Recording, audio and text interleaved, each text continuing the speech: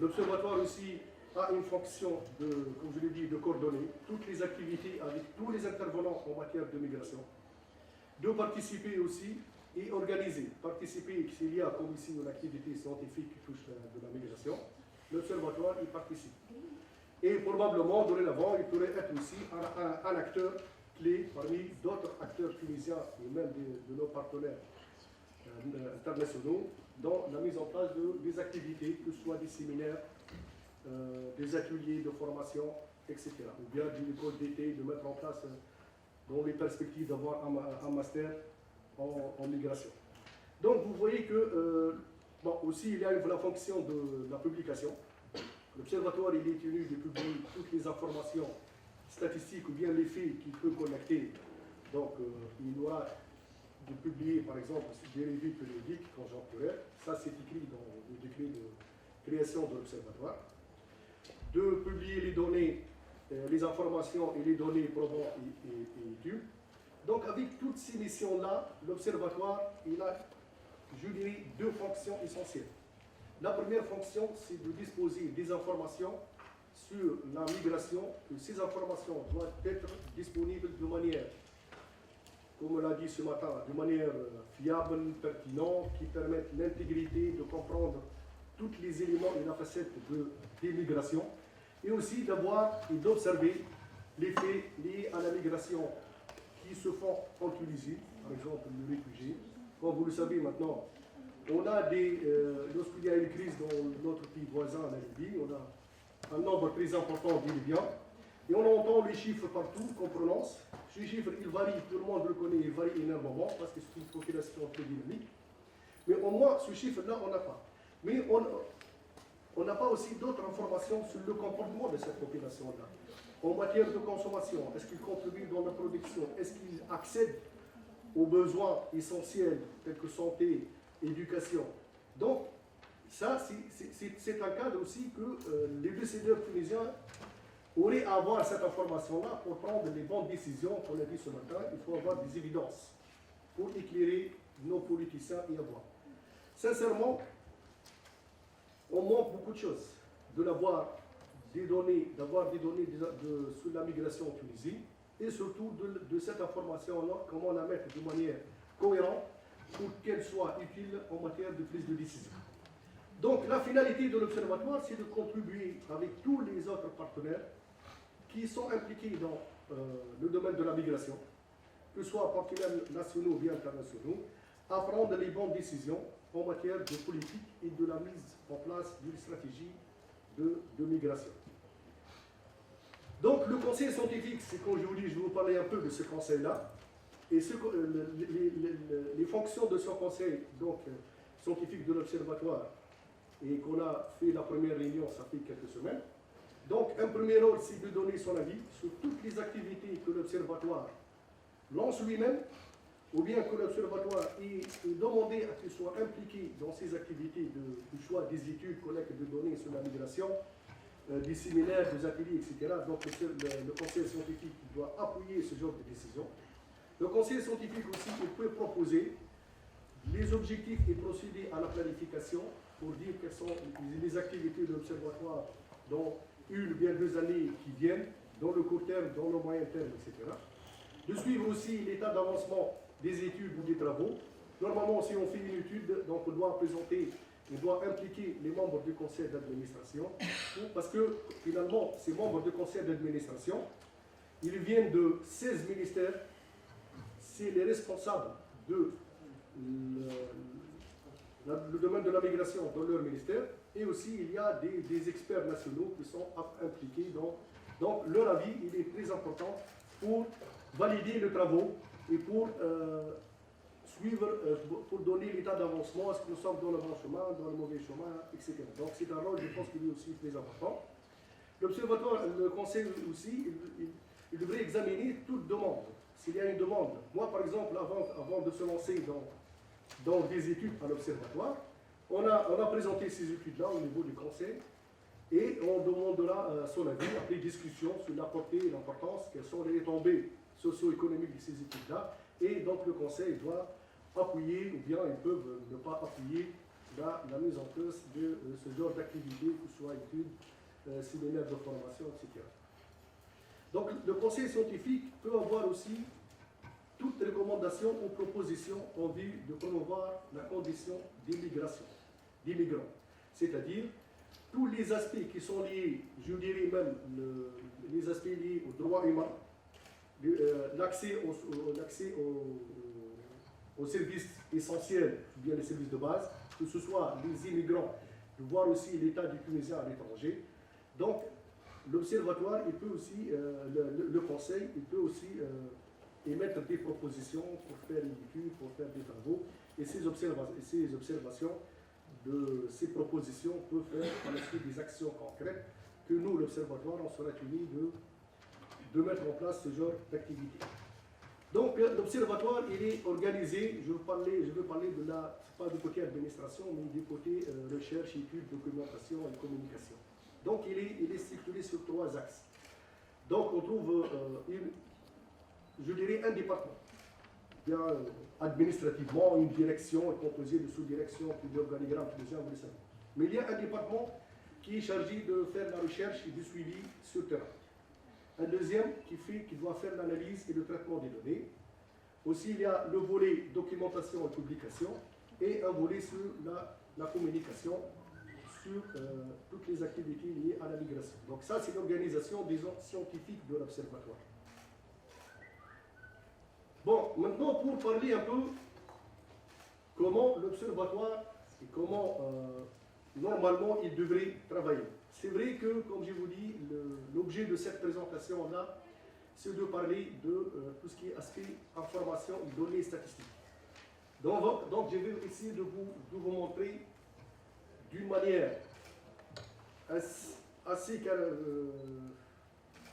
c'est comme je fais de la caricature pour dire quelles sont les informations dont on a besoin. Donc les informations qu'on a besoin, ça touche un groupe de la population. Ce groupe-là, qui fait partie de la population tunisienne, y compris les non-résidents. Donc, on a besoin, donc vous avez un premier schéma, il y a une population. Il y a une population qui peut arriver en Tunisie, quelle que soit la situation. Il y a la situation régulière, la migration de courte durée, de longue durée, mais finalement, elle fait partie de la population. Bien, ce sont des réfugiés dans des camps de réfugiés comme on a eu à Bouchoucha, à Tunis. Donc, il y a d'autres personnes qui viennent du part du monde, qui sont avec nous dans notre population. Généralement, il y a plusieurs facettes, plusieurs aspects. J'ai pris quelques exemples. Il y a la mobilité d'une manière générale, qui est la mobilité liée à la migration, que ce soit la migration interne, comme vous l'avez présenté ce matin, ou bien la migration internationale, les immigrants, les immigrés. Il y a la migration intérieure régulière, la migration de retour, circulaire, il y a la migration volontaire, il y a plusieurs types, il y a plusieurs facettes, il y a plusieurs éléments. Et ces éléments-là, on va les retrouver quelque part auprès d'un groupe de ces populations-là. Donc l'idée d'avoir un système d'information, je dirais un système, ou bien un système d'indicateurs, c'est de décrire cette population-là. La décrire comment? C'est d'avoir, en termes quantitatifs, le nombre, l'observation par âge, par sexe, par niveau niveau d'instruction, par leur état de santé, par exemple, le travail qu'il occupe, la catégorie socio-professionnelle. Donc il y a une information, elle est quantitative. Mais il y a aussi une information qualitative. Est-ce que ce groupe-là, par exemple, est-ce qu'il y a une protection de leurs droits? Est-ce qu'ils ont des problèmes très particuliers? Est-ce qu'ils sont satisfaits? Par exemple, des étrangers qui vivent ici avec nous en Tunisie. Est-ce qu'ils sont satisfaits? Non, pas satisfaits. Est-ce qu'ils se sont bien intégrés avec la population tunisienne ou non? De même pour les Tunisiens qui vivent à l'étranger. Donc on a besoin des sous-groupes-là d'avoir des informations très détaillées, quantitatives et qualitatives. Donc sur le plan de l'information statistique, pourquoi on a besoin de cette information-là? Parce que là, on va essayer de l'intégrer dans ce qu'on appelle le développement, disons, durable. Le développement d'une manière générale, qui peut toucher le développement humain, socio-économique, l'emploi, le marché de travail, santé, éducation, l'environnement, etc. Donc ça, c'est les grands chapitres, les grandes idées pourquoi on veut comprendre comment se comporte cette population en termes de migration. À cet instant-là, l'idée c'est quoi? C'est de promouvoir le développement de la Tunisie. Le développement de la Tunisie n'empêche pas que nous, on devrait donner le droit des étrangers qui vivent en Tunisie. Ils ne sont pas exclus. C'est pas, on va chercher l'intérêt des Tunisiens à l'étranger. Comment les impliquer dans le développement économique et régional de la Tunisie?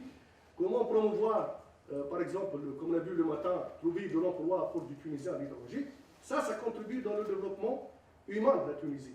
Par exemple, si on a des étudiants qui vont aller étudier à l'étranger. Mais aussi, on a des étudiants étrangers qui sont ici en Tunisie. Préserver leur intérêt, ça rentre aussi dans le développement de la Tunisie. Pourquoi ils ne sont pas des Tunisiens? Donc, le respect des droits de l'homme, le respect de l'être humain, c'est un élément de la composition, du développement de n'importe quel pays qui se respecte. À cet effet, on a besoin d'avoir des informations sur tout là. Donc, on va avoir besoin de construire des bases de données. Ces bases de données vont être utilisées et intégrées pour probablement revoir quelques aspects juridiques. Il y a des conventions internationales que la Tunisie a signées, il n'y a pas des applications. Ça, c'est des cas concrets. Il y a aussi des aspects juridiques qui relèvent de la réglementation. Il y a l'accès sur le marché du travail en Tunisie. Parce que l'accès sur le marché du travail en Tunisie, il ne faut pas le voir dans le sens qu'il y a des Tunisiens qui vont être privés de l'emploi. Et ça n'empêche aussi qu'on peut avoir un retour positif de l'emploi des étrangers en Tunisie. Et là, par de partenariats, comme par exemple la communauté libyenne, maintenant il faut trouver comment promouvoir l'emploi des Libyens pour avoir la co-création des entreprises tunisiennes, comment contribuer à la création de la richesse et augmenter le PIB. Et tout cela, ça rentre, comme on l'a dit ce matin, c'est un arbitrage. Quel est l'effet positif et quel est l'effet, par exemple, il y a des aspects qui sont négatifs de les opportunités d'emploi des Tunisiens. Laquelle de ces éléments-là que l'on porte sur l'autre? Et ça, c'est des choses, on n'a pas de l'information, on n'a pas des analyses bien spécifiques, on n'a pas des études claires pour justifier. Les pays développés, ils reconnaissent, eux, qu'il y a beaucoup des migrants, des milliers d'immigrants qui ont contribué, des Tunisiens, des Algériens, d'autres pays, qui ont contribué au développement de la France, qui ont contribué au développement de l'Allemagne. Et donc, c'est réciproque, ça peut être aussi le cas pour la Tunisie. Dans ce cas-là, il y a plusieurs formes. Donc, si on a des informations, on a des données, on a de l'évidence, on peut revoir le cadre législatif et aussi il y a un cadre institutionnel. Autrement dit, il y a un aspect qui est lié à la gouvernance, de son point de vue institutionnel, réglementaire, et aussi de promouvoir la coopération internationale. Par exemple, on se rend compte qu'il y a beaucoup de Tunisiens qui sont dans le pays du Golfe et qu'on n'a pas de conventions de sécurité sociale avec le pays du Golfe. Donc là, comment on peut avoir d'autres informations plus détaillées en connaissant bien leurs conditions de travail, comment ils sont recrutés. Donc, toutes ces informations-là, on ne les dispose pas. Donc, on devrait chercher comment avoir ces informations. Pardon. Donc, l'observatoire, il est tenu d'intervenir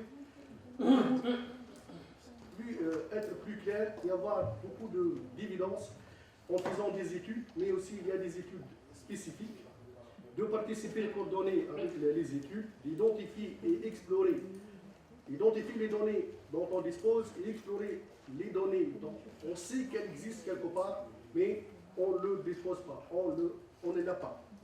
Et aussi, donc, dans ce cadre-là, il faut voir toutes les données administratives et statistiques, toutes les données, voir les données des Tunisiens, par exemple, qui sont dans les pays d'accueil, de construire des bases de données sur l'immigration, d'élaborer un glossaire national. Et je pense que ce matin, M. Poula, il a parlé beaucoup des éléments de définition.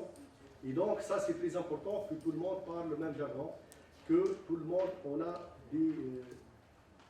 des éléments de base qui sont communs, c'est-à-dire qui sont rattachés à tout ce qui est, si on va faire des réformes juridiques ou bien institutionnelles, on devrait avoir un glossaire qui définit tout ça. Si on a des informations statistiques, on va revenir par la suite.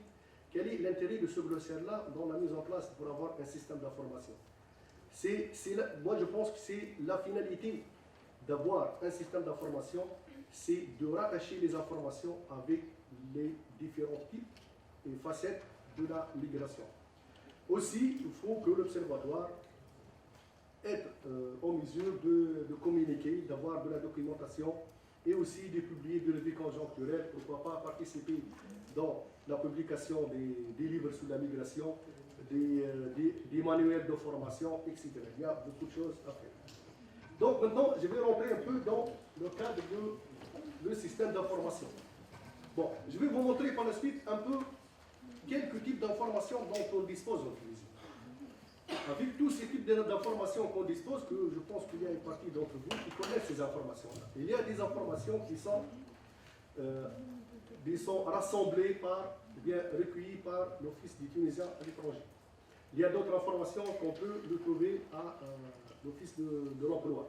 D'autres informations qu'on peut les retrouver dans les autres ministères de l'Intérieur, des Affaires étrangères, etc. Mais ces informations-là, ils donnent des indications. On ne doit pas nier qu'il y a une information, que déjà il y a quelques éléments de réponse à certaines questions qu'on se dispose. Parce que par exemple, lorsqu'on vous dit qu'il y a à peu près 57% des Tunisiens qui sont en France et que 84% des Tunisiens dans les pays, les 3-4 pays de l'Europe, c'est un chiffre très important. Il faut se poser la question pourquoi les Tunisiens, on n'a pas des Tunisiens qui ont cherché du travail ou bien d'aller vivre, de s'implanter dans d'autres pays émergents, comme quelques pays asiatiques où il y a plus d'opportunités de travail, d'implication, il y a tout ce qui est apport technologique qu'on peut les avoir de ces pays-là, qu'il y a des Tunisiens qui vont travailler dans ces pays pour les avoir, qu'il y a plus d'opportunités de partenariat avec ces pays-là que les pays de l'Europe. Donc, moi je dirais entre deux parenthèses, c'est notre marché traditionnel de migration. La première idée, là, derrière tout ça, il y a toute une culture, des aspects historiques qui peuvent expliquer tout ça. Donc là, maintenant, les questions. Moi, généralement, je n'aime pas parler du défi, il faut parler des réponses. Mais pour chaque défi, au moins, il faut avoir comment y répondre. Puisqu'on a des informations, mais ces informations-là, ils ont une certaine utilité, mais l'utilité d'un système d'information, moi je le pense qu'un système d'information doit au moins avoir 3 niveaux. Un premier niveau, il faut avoir toutes les données possibles. Toutes les données possibles qu'on peut les avoir. Mais à partir de ces données-là, il faut penser comment ces données-là, comment trouver des indicateurs qu'on peut les relier au développement durable du pays. Et donc, à partir de ces indicateurs, par exemple, lorsque j'ai dit, on parle par exemple dans le domaine d'accès aux services de santé. Je pense qu'une étude maintenant elle est en train de se faire en Tunisie sur cet aspect-là. Qu'il y a des étrangers qui vivent en Tunisie, ils ont des difficultés d'accéder aux services de santé. Ça, c'est bien d'avoir ces informations-là. Mais ces informations-là, comment résoudre ce problème s'il y a un taux élevé? On n'a pas encore de l'évidence, on va attendre le résultat de cette étude, qu'il y a beaucoup des étrangers qui vivent en Tunisie qui ont des problèmes d'accessibilité, ça va être géographique ou bien des problèmes financiers. Comment mesurer ce problème financier-là? Certainement, il y a des indicateurs. Je connais, bon, ce n'est pas le moment, mais il y a des indicateurs qui peuvent mesurer ça. Comment rattacher ça avec le développement durable de la Tunisie? Comme j'ai dit, un des éléments, protéger les droits des autres, comme nous, on demande que les autres protègent les droits des ressortissants, donc c'est un cadre global. Finalement, quels sont, pour avoir ce type d'information? Il y a plusieurs défis qui se posent. Je vais résumer un peu, je vous fais un peu de ces défis-là. Le premier défi, c'est que tout le monde le connaît, il dit que le cadre de la migration, bien d'immigration, c'est un cadre complexe, qui est très dynamique. Donc, comment trouver des informations sur ce cadre-là? Et ce matin, on vous a parlé de la différence entre flux et stock. Donc, le flux, c'est quelque chose il y a l'aspect mouvement, donc l'aspect dynamique il est important. Le stock, c'est quelque chose qu'on mesure à un moment bien déterminé. Donc, on devrait avoir des indicateurs de flux et de stock pour pouvoir, disons, maîtriser un peu l'aspect de cet dynamisme au niveau de la population des migrants. Il y a des migrations, pour parler de tous les aspects. Donc, il fallait disposer des données, avoir des indicateurs et leur décomposition possible pour pouvoir décrire ces informations-là. Bon, on va voir par la suite, ça c'est insuffisant. Même si on a des indicateurs, qu'on a des normes de composition, c'est insuffisant pour comprendre d'autres phénomènes plus spécifiques, plus importants. Il fallait avoir aussi des enquêtes auprès des individus pour voir comment ils se comportent, quelle est la valeur qu'ils accordent. On peut avoir aussi des informations qualitatives, etc. Un aussi des défis qui est très important, c'est la diversité des données, des sources à l'échelle nationale. Donc, on a beaucoup d'informations. Il y a ceux qui disposent d'informations, qui le publient, d'autres qui disposent d'informations, qui ne publient pas, ou bien qui publient partiellement ces informations-là. Il y a d'autres qui, le rôle de l'INS, c'est d'avoir un maximum d'informations possibles. L'INS, c'est une institution qui produit les données, mais aussi qui collecte les données des autres institutions. Donc, ça aussi, c'est la diversité, elle est très importante, pour ne pas dire qu'elle est énorme. Donc, comment faire pour faire face à cette diversité des sources de l'information et d'éviter les redondances des informations? Parfois, on trouve des chiffres qui ne sont pas les mêmes dans le même chiffre qui peut pas être le même dans deux sources d'information, etc. Donc là, il faut réunir et organiser toutes les données possibles. Donc ça, c'est comme un premier élément. Et ça, c'est ce qu'on a déjà essayé de commencer de le faire à l'observatoire, c'est de voir quelles sont les données qui sont disponibles et d'aller par la suite voir par source d'information, pour valider ces données qu'on dispose, deux, pour voir des données-là, comment elles ont été générées, quel est le processus de la généralisation de ces données-là, comment elles ont été générées, pardon, et de voir aussi quelles sont les autres informations qui sont importantes et utiles, qu'on peut aussi les avoir, les recueillir. Aussi, il faut avoir des données, les données ne sont pas non comparables. Si vous prenez les données sur l'immigration, vous voulez le comparer, sauf quelques informations, vous allez trouver d'autres informations qui sont similaires par d'autres pays, vu aussi qu'il y a un manque d'informations énorme, la comparabilité internationale, elle est un peu floue. Donc on ne peut pas se comparer par rapport à d'autres pays. Et donc il fallait dans ce cadre-là décrire les processus migratoires et indiquer la différence par rapport aux métadonnées internationales. Donc on va chercher dans les autres pays. Je pense que le studio, ils ont une base de données qu'on peut trouver sur les migrations, de voir quelles sont les informations les plus diffusées par les pays développés qui ont généralement un système d'indicateurs et d'informations plus pertinents, et de voir la synchronisation par rapport à ce que nous, on peut faire aussi. Aussi, les données probantes sont insuffisantes. Il y a des données qui sont probantes, qui sont importantes, qui sont utiles. On l'a déjà intégré dans la stratégie nationale de l'immigration, mais il manque aussi beaucoup d'autres informations qui sont importantes, qu'il fallait aussi disposer. Donc pour cela, il faut il faut harmoniser, et ça c'est l'importance d'avoir les données par source, je parlerai de ça par la suite, d'avoir les données par source d'information, de faire le maximum d'informations possible, et comment on va passer des données par source. Parce que l'important, c'est de ne pas dire voilà toutes les données que j'obtiens du ministère des Affaires étrangères. Mais l'important de dire voilà les données qui nous expliquent, par exemple, la migration régulière, des compétences. Par exemple, pour voir, comme aujourd'hui, on a donné des chiffres globaux de l'emploi, mais franchement, on aurait besoin de savoir quel est l'âge de ces compétences-là. Est-ce que c'est des gens qui ont travaillé en Tunisie, ils ont acquis une expérience tunisienne, oui, ils sont partis à l'étranger? Ou bien est-ce que des étrangers de la faculté, ils sont directement allés à l'étranger? Qu'est-ce que ça veut dire le terme compétence? Qu'est-ce qu'on veut dire par compétence? Donc il y a beaucoup de choses qu'on voudrait savoir sur cette population-là. Et donc il fallait avoir quelque chose harmonisé et de faire toujours des évaluations aux différents niveaux. Donc comme j'ai dit, il y a 3 niveaux qui permettent de commencer par un énorme éventail d'informations, comment converger vers des informations, vers des indicateurs scientifiques. Je peux vous donner un exemple.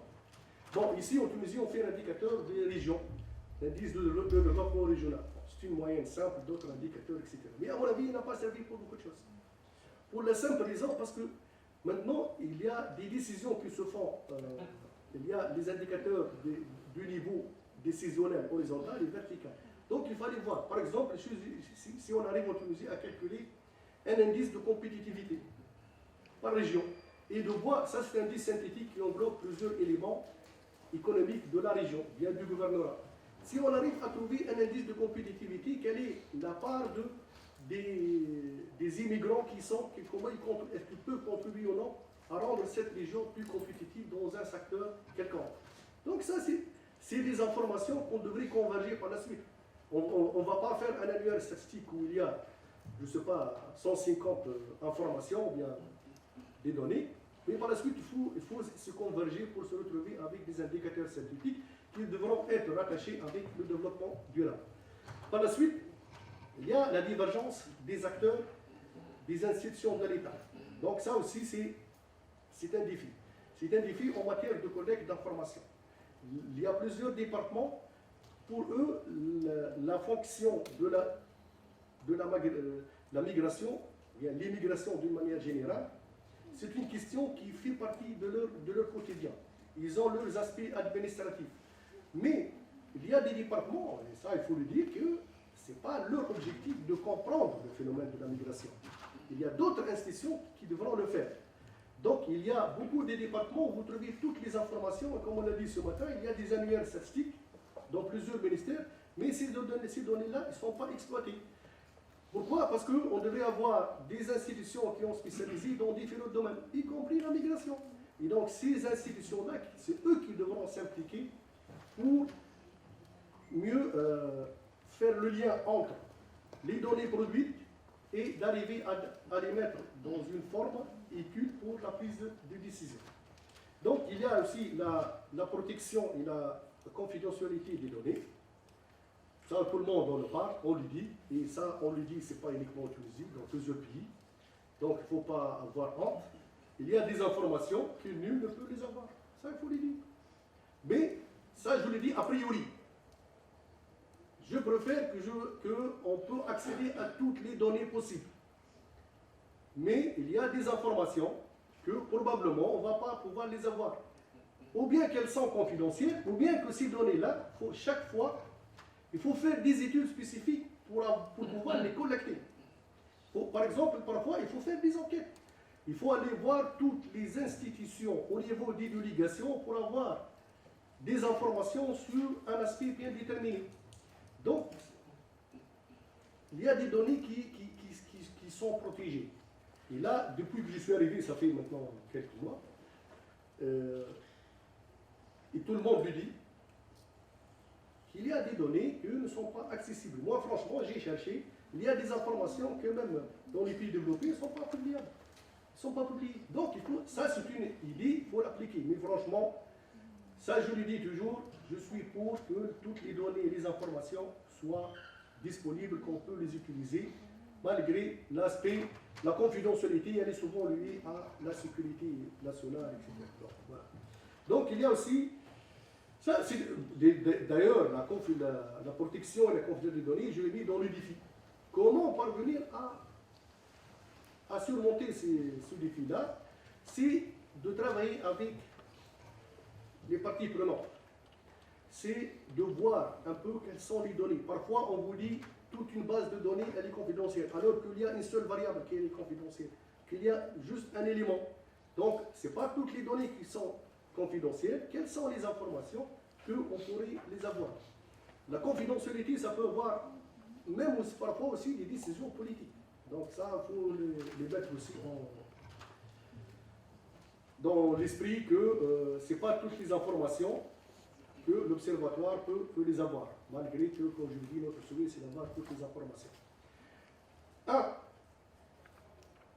défi aussi qui ne manque pas d'importance, c'est les capacités et les ressources qui sont limitées. Donc, il ne faut pas, parce que je parle de l'Observatoire, l'Observatoire, ce n'est pas l'INS, ce n'est pas l'Institut national de la statistique. L'Institut national de la statistique, elle a déjà un historique. Ils ont commencé la première pré-enquête ménage en 1968. Et ils ont leurs moyens, ils ont leurs traditions, ils ont les capacités humaines, financières, les capacités de négociation avec le gouvernement pour avoir le financement des enquêtes. Il y a des traditions des enquêtes. On ne peut pas parler en Tunisie de faire des plans quinquennales sans utiliser les données de recensement, par exemple, ou bien les enquêtes ménage. L'Observatoire national de la migration n'a pas ces moyens. Peut-être après 15-20 ans, on pourra dire qu'il pourrait y avoir ce genre d'information. Donc, j'espère qu'il n'y a pas cet esprit de dire l'observatoire, il devrait avoir toutes les informations possibles, etc. Au moins dans le court terme. C'est quelque chose qui demande, parce que franchement, il faut avoir une enquête tous les 2 ans, par exemple. Tous les 2 ans sur la migration. Il faut collaborer avec les attachés sociaux qui vivent dans les attachés sociaux de l'OTE dans les pays d'accueil, pour avoir des enquêtes, pour avoir des informations, etc. Et là, juste pour vous dire que les capacités et ressources limitées, même les données, que je vais essayer de montrer quelques informations, il y a beaucoup de limites ces données-là. Et on n'est pas sûr que lorsqu'on dit qu'il y a à peu près 1300 Tunisiens qui vivent à l'étranger, personne ne peut confirmer est-ce que ce chiffre-là il est correct ou pas. Parce qu'il y a des Tunisiens de double nationalité, il y a des Tunisiens qui ne sont pas inscrits dans les registres des consulats, bien de l'ambassade. Donc, là, ce sont aussi des difficultés qui relèvent des capacités et des ressources limitées. Que dire de l'Observatoire national de la migration? Donc, au moins dans le court terme, dans 3-4 années, il suffit d'avoir une base de données cohérente. Personnellement, j'espère que toutes les informations dont on a besoin pour décrire tous les éléments de la migration soient disponibles. Mais j'en doute pas. Maintenant, le processus que nous voulons adapter pour mettre en place un système d'information. Donc, la question principale, c'est comment disposer des données probantes et métadonnées détaillées et harmonisées. À mon avis, c'est comme un processus. Il y a trois grandes phases. Et chaque phase, on peut la décliner, elle aussi, en des processus. En premier lieu, comme je dis, ces choses qu'on a commencé à explorer, c'est de chercher toutes les données existantes et les décompositions possibles. Il y a des données existantes qui sont publiées en tant que telles. On peut faire ressortir d'autres informations supplémentaires des données existantes. On peut faire des recoupements des données. Donc il y a l'aspect explorer, analyser et recenser aussi quelles sont les autres données qui sont déjà disponibles, mais qui n'ont pas été publiées, ou bien qu'il y ait des données qui n'ont pas été utilisées, ou bien qu'ils ont été utilisées dans les bureaux de l'administration sans qu'il y ait eu des rapports, des publications, etc. Donc ça, c'est une première étape que je dirais, c'est un diagnostic de l'information disponible. Ici, comme j'ai dit, je parle de tout ce qui est aspect statistique. Donc, en second lieu, il y a une autre phase qui est composée de 2 choses. Il faut faire de la recherche. De la recherche, que ce soit la revue documentaire, il y a des entretiens, des questionnaires. Tout ça, on peut rechercher des données à compléter. Mais aussi, il y a des études qui ont été faites dans des conditions bien déterminées. Bon, je citerai toujours une étude. Il y a une étude qui a été faite sur les transferts des fonds de l'étranger. En lisant cette étude-là, j'ai pu constater qu'il y a des informations que c'est un expert national qui a fait ça, et l'expert national, il est juste allé à la Banque centrale, et quelques informations de la finance, il a eu beaucoup d'informations. Donc, des informations qui existent. À part cette étude-là, on trouvera nulle part ces informations-là. Donc, notre rôle, c'est de dire ces informations-là, comment les faire impliquer dans un processus. Et jusqu'à maintenant, je parle des données par source d'information. Par la suite, il y a, comme je dis, il y a des rapports. Je pense qu'il y a un problème ici. Parfait. C'est bon. Donc, il y a tout un travail je vous l'appelais, de proche. Il faut travailler avec les producteurs, ou bien les détenteurs de l'information. Il faut travailler avec eux dans le sens de... On aura besoin de leur appui pour nous dire qu'il y a des informations qu'il fallait faire un travail d'investigation. Que, par exemple, il faut faire des enquêtes les mêmes départements qui ont des antennes, bien qu'il y ait des éléments, une information que nous jugeons elle est importante et utile, il y a des informations qu'il fallait comment les intégrer. Là, il y a tout un mécanisme à préparer à l'avance, parce qu'il faut être en mesure de dire qu'est-ce que je veux exactement et à quoi je veux arriver.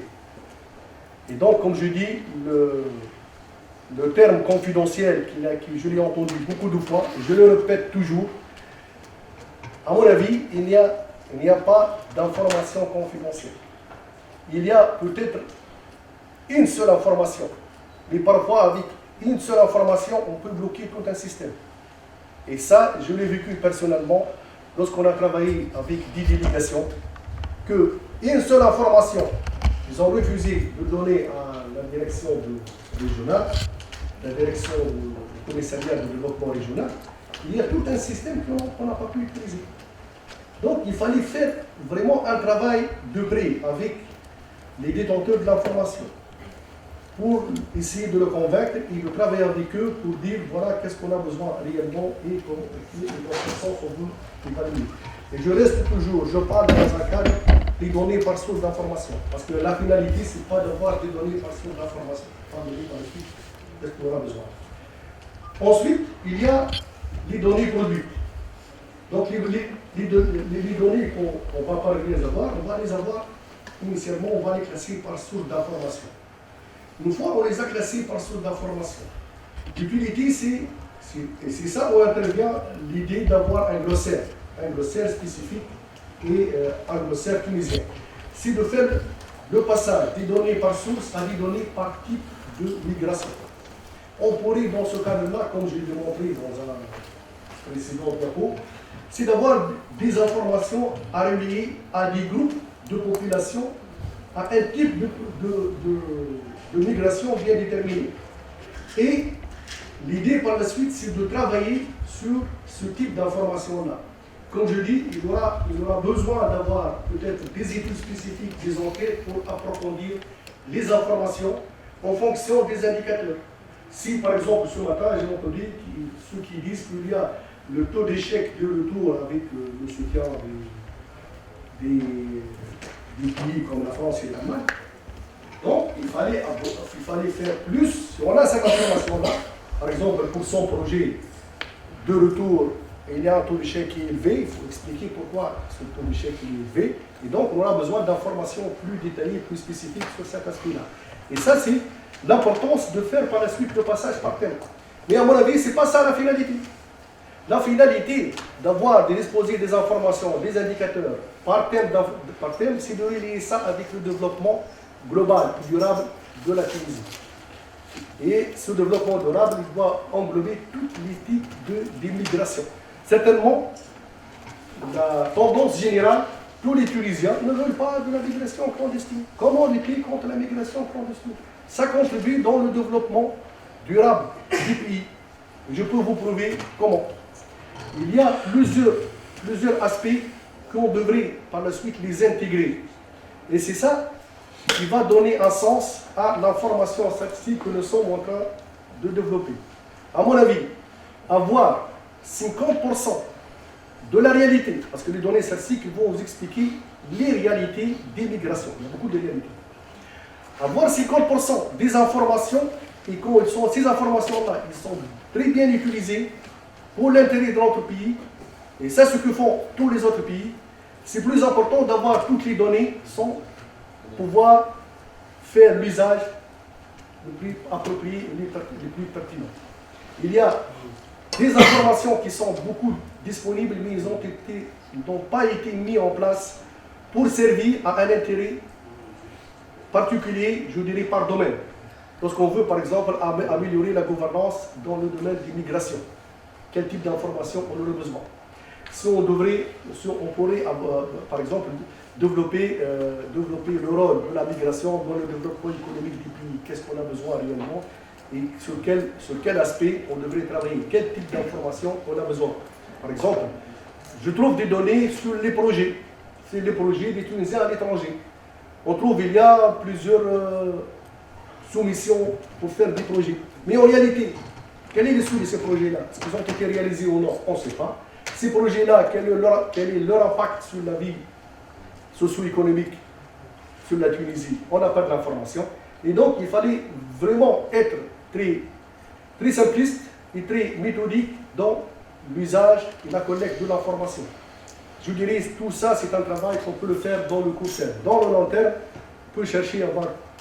C'est impossible, il n'y a aucun pays dans le monde. Je vais vous montrer les recommandations de ces experts. Et donnez-moi quel est le pays dans ce monde-là qui a toutes ces informations-là.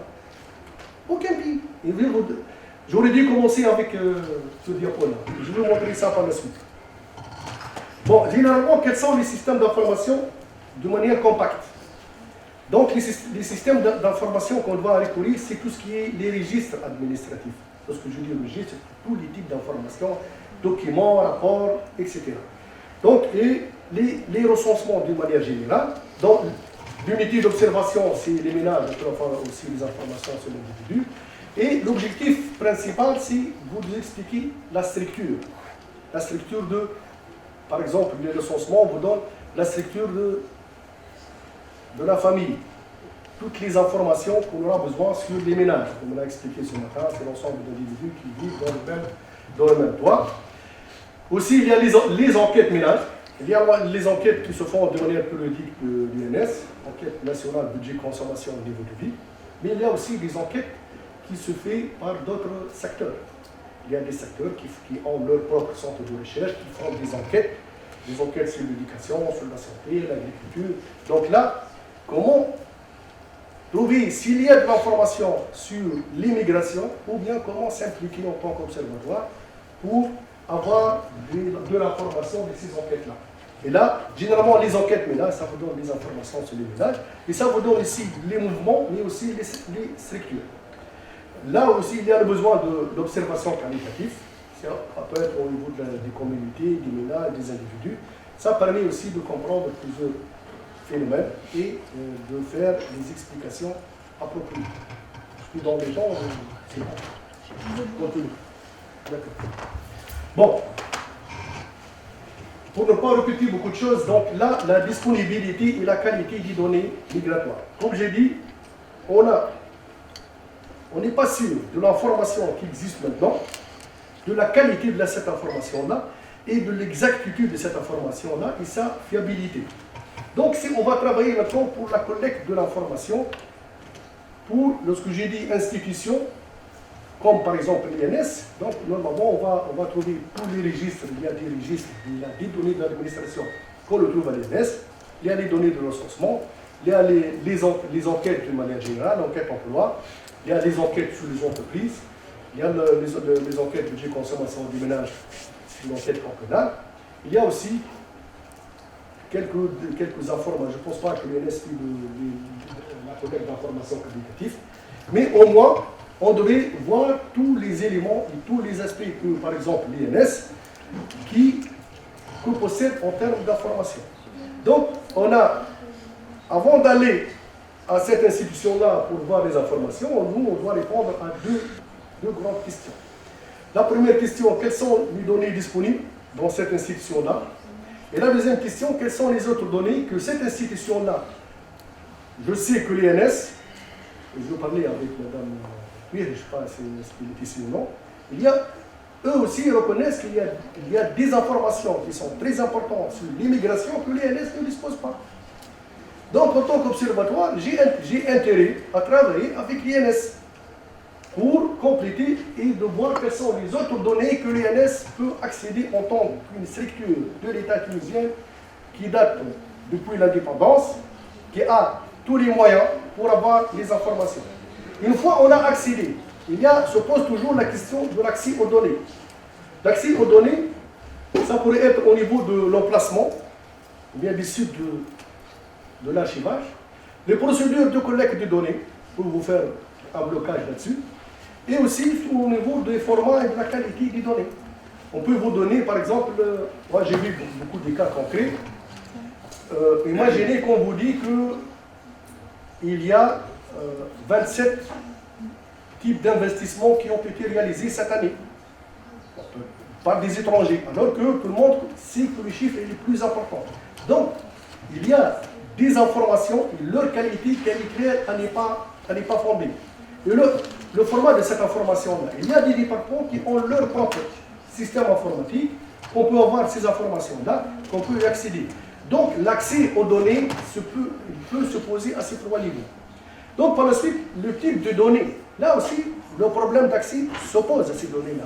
Quel est le différent type de désagrégation? Comme je dis, parfois, une de ces désagrégations-là, c'est là le problème de l'accès aux données. Donc il faut être aussi, en faisant le travail de, je dirais, de face à face avec tous les partenaires, on va discuter avec eux la collecte des données, on devrait être aussi en mesure d'identifier peut-être qu'un élément qui peut être à l'origine de non-accès à ces données-là. Aussi, la période de référence. Il y a des institutions qui disposent des données une seule fois par an, bien tous les 2 ans. Il y a des enquêtes qui, par exemple, l'enquête des ménages, se fait tous les 5 ans. Ou bien l'enquête emploi, ça se fait annuellement. Donc il y a la mise à jour de ces données-là, surtout au niveau que se pose au niveau des administrations. Ça aussi, c'est un type de problème qui peut se poser pour l'accès à des données. Aussi, le profil migratoire. Il y a des profils migratoires que l'information, probablement, elle est indisponible. Surtout lorsqu'on parle de la migration clandestine, des réfugiés. Comme maintenant, par exemple, le cas des Libyens, la présence des Libyens en Tunisie. Cette information-là, ce n'est pas qu'on ne veut pas la donner aux autres, mais elle n'existe pas. Il y a des Libyens qui viennent et qui entrent, ils sortent en Tunisie, et donc ils sont toute la liberté, il n'y a pas de visa, il n'y a pas de... Donc il y a le mouvement, c'est important. Comment classer ces Libyens-là par type de migration, court terme, moyen terme, etc. Donc il y a le profil migratoire aussi, ou bien le groupe sur lequel on va travailler de la migration, il peut aussi poser un problème en termes de disponibilité de l'information. Donc tous ces aspects-là, ils ont un lien direct avec la disponibilité des données, mais aussi avec la qualité de ces données et ces informations. Un aspect important, avant de parler des limites, c'est le recours aux données du recensement des enquêtes. Qu'est-ce que ça peut nous apporter? C'est très important parce qu'on aura une information supplémentaire et des décompositions supplémentaires. Et vous pouvez constater que toujours il y a des différences. Des différences qui sont toujours importantes entre les données des enquêtes et les données des... Je vais vous donner des exemples, ce n'est pas de la migration, dans d'autres domaines, parce que jusqu'à maintenant on n'a pas exploité ça dans le domaine de la migration, mais dans d'autres domaines, on trouve qu'il y a une différence par rapport aux informations données par les systèmes administratifs et statistiques et par les enquêtes. Donc, cette différence-là, il faut trouver comment l'expliquer. Est-ce que c'est les enquêtes qui sont vraies ou bien que les systèmes administratifs?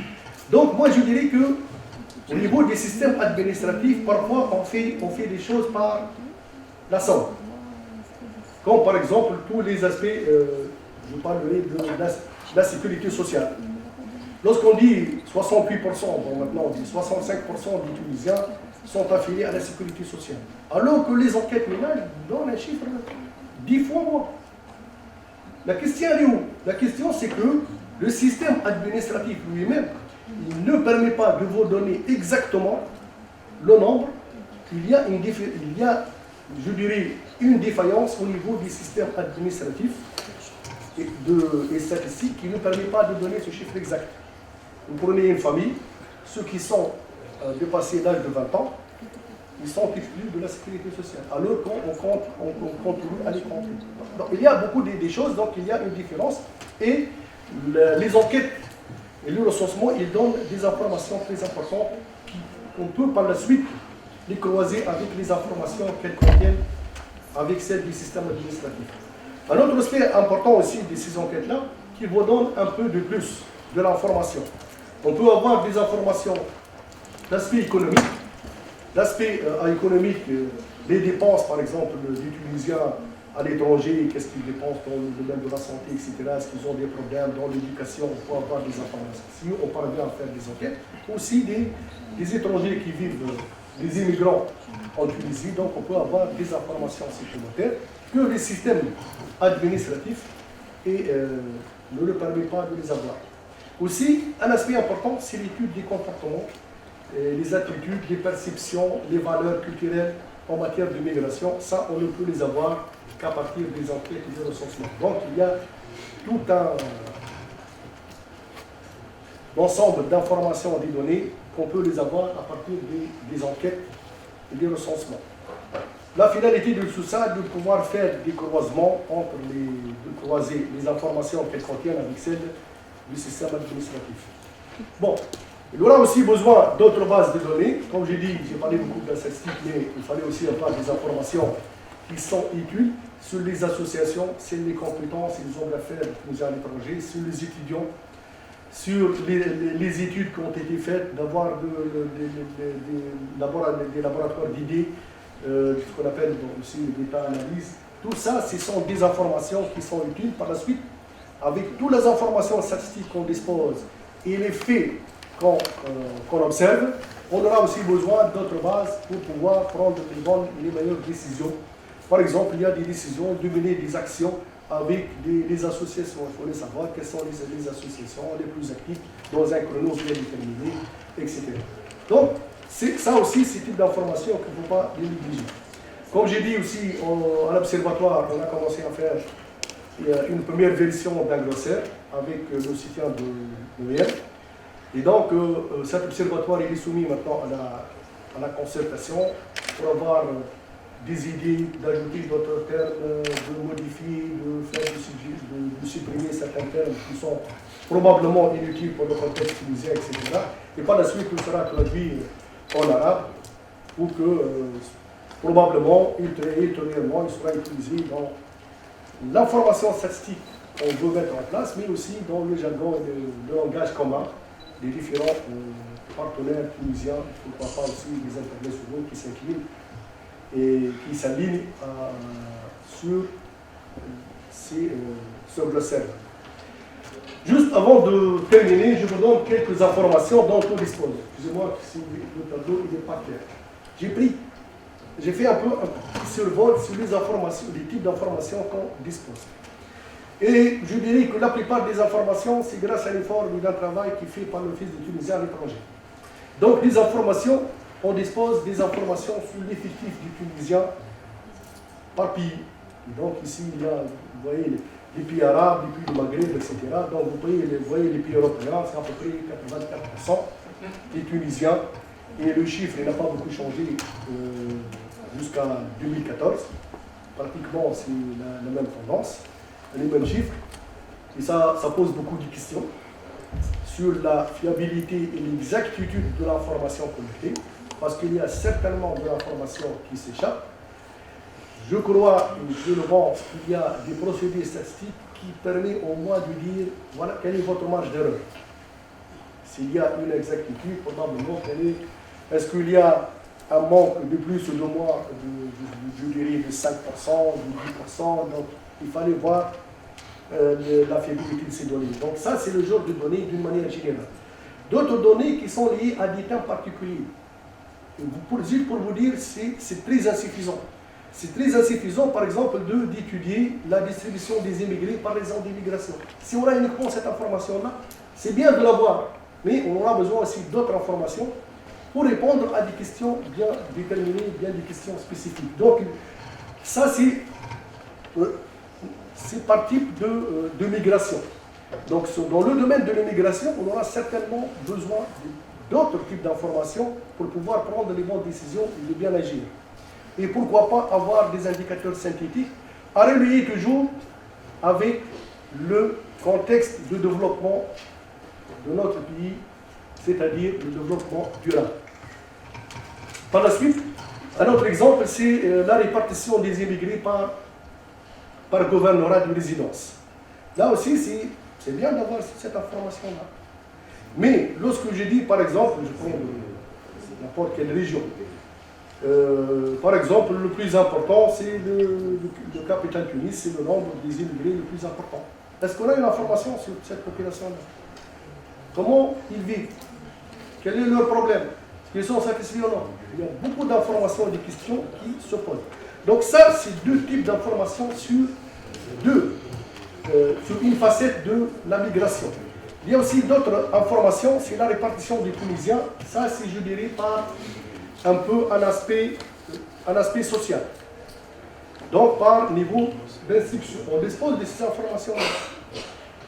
Et on trouve que les Tunisiens à l'étranger, en France, la part la plus importante, elles sont du niveau primaire. Alors qu'aux États-Unis, la part la plus importante, c'est du niveau supérieur, et à peu près 64%. Ça aussi, c'est une bonne information. C'est bien. Mais est-ce qu'on a besoin aussi d'autres informations? Est-ce qu'on a besoin d'autres croisements pour prendre les bonnes décisions? Donc, je pense que ça, c'est... Je vous donne typiquement les informations qu'on a. Et c'est très insuffisant pour bâtir tout un travail de stratégie, de développement d'une stratégie, etc. Maintenant, sur le plan économique. Sur le plan économique, ça, c'est l'évolution de la part des transferts de fonds dans le PIB. Donc, vous voyez que depuis 2009-2013, ça n'a pas beaucoup changé. Sauf 2012, il y a un pic à 5%. C'est vrai que ça, c'est un apport d'entrée de devises pour le pays. Et on dit que le tourisme, il apporte 7%. Donc, les Tunisiens à l'étranger, il apporte 5%. Donc, il faut avoir autre information, parce que ça, c'est le canal officiel, c'est le schéma officiel dans la Banque centrale. Il y a aussi d'autres canaux de transfert des fonds.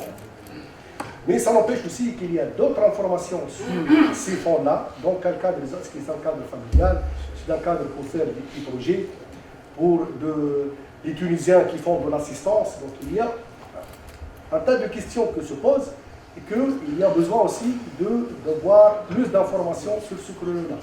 Et donc, comme je dis, tout ce qu'on dispose, c'est des informations sommaires qui sont très insuffisantes pour bâtir un travail stratégique. Là aussi, c'est la répartition du nombre d'autorisations de travail octroyées. Je pense qu'un tableau pareil a été présenté ce matin. Là aussi, bon, c'est une autre dimension d'information qui, là aussi, je pense qu'elle est insuffisante. Probablement, les autorisations de travail octroyées 2010-2014, on a besoin de savoir dans quel chrono travaillent ces étrangers-là, par type de population, par catégorie socio-professionnelle. Comment, s'il y a un secteur qui est plus porteur en termes de demande d'utilisation de travail, qui peut contribuer à augmenter la valeur ajoutée du PIB tunisien, pourquoi ne pas travailler dans ce secteur-là? Donc il y a aussi beaucoup d'informations. C'est une autre facette de l'immigration qu'on aura besoin d'avoir plus d'informations sur ces aspects-là. Les limites des données, avant de passer aux recommandations, etc. Donc il y a, comme je dis, des limites, il y a toujours la question de l'accès. L'accès, parmi les éléments, il y a l'indisponibilité de l'information. Il y a des informations qui sont très fragmentées, donc qu'elles existent, il faut faire un travail énorme pour l'avoir rassemblé. Pardon. Il y a aussi le problème des procédures, comment aller avoir ces informations-là, les collecter, etc., pour un observatoire qui vient de commencer à fonctionner. Il y a aussi divers intervenants en matière d'immigration. Ça aussi, ça pose des problèmes de limite pour avoir des informations qui parfois sont très, très disparates. Et la question aussi de la précision de la fiabilité des données, ça aussi c'est un élément important. Les données administratives ne suffisent souvent pas à décrire un phénomène proprement dit. Comme j'ai dit tout à l'heure, il faut le compléter avec d'autres informations, d'autres études spécifiques pour comprendre réellement cet aspect-là. La comparabilité dans les pays, tant qu'on n'a pas, nous, notre propre système d'information qui est adapté au système d'information sur l'immigration à l'échelle internationale, donc il sera difficile de parler de comparabilité. La qualité des données, là aussi c'est une question, c'est un problème qu'il faut explorer. Je vais en parler un peu plus de la qualité, qu'est-ce qu'on veut dire par qualité des données. Donc, qu'est-ce qu'il faut faire? Il faut affiner les besoins en données. Comme je dis, pour bien comprendre, pour aller les données par source, les données par type de migration et de coller ça avec les grands termes de développement socio-économique, comme la gouvernance, comme les aspects économiques, sociaux, etc. Donc il faut affiner les besoins des données. Par exemple, on doit définir l'ensemble des données, avoir des séries temporelles pour pouvoir contrôler l'évolution de ces données-là, d'avoir des détails sur les cas vulnérables, que ce soit des Tunisiens à l'étranger ou bien des Tunisiens qui vivent ici, ça c'est important de le voir.